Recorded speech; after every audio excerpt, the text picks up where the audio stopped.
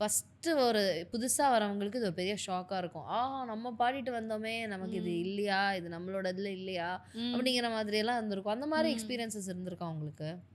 இல்லங்க. அப்படி கிடையாது. அதாவது there is a famous proverb "खाने खाने पे लिखा है, खाने वाला कौन है? दाने दाने पे लिखा है, दाने वाला कौन है?" ஒவ்வொரு அரிசி மேலயும் வந்து எழுதியிருக்குமா, இந்த அரிசி வந்து யார் சாப்பிட போறாங்கன்ட்டு. ஒவ்வொரு பாட்டு மேலயும் எழுதியிருக்குமா, இந்த பாட்டு வந்து யார் பாட போறாங்கன்ட்டு. ஓ! பியூட்டிஃபுல். அத நம்ம ஓகே. சொல்ல சொல்ல முடியாது. இன்னைக்கு முடியும். எனக்கு பசிக்குது அப்படின்னா கூட, இந்த சாப்பாடு வந்து எனக்கு கிடைக்கணும்னு இல்லன்னு வச்சுக்கோங்களேன், நான் சாப்பிட முடியாது. ரைட். ஸோ, பாட்ட பொறுத்தவரைக்கும் ம். வந்து C you are dedicated. You should give your best. Okay. அவங்களுக்கு சம்டைம்ஸ் புடிச்சு கூட இருக்கலாம். ஃபைனலா கூட வைக்கலாம். லாஸ்ட் மினிட்ல ஒரு நாள் முன்னாடி கூட மாறலாம். கரெக்ட். சில சமயம் வேற யாரோ ஒருத்தர் பாடுனது, நீங்க கடைசி நிமிஷத்துல போய் நீங்க பாடுற மாரி இருக்கலாம். கரெக்ட். இதெல்லாம் நம்ம கையிலயே கிடையாது. ஃபர்ஸ்ட் ஆஃப் ஆல் அது வந்து சக்சஸ் ஆகணுங்கிற விஷன்ல வந்து நம்ம பாடக்கூடாது. அதுக்கு என்ன நான் என்னால குடுக்க முடியுமோ நான் வந்து குடுத்துட்டேன்.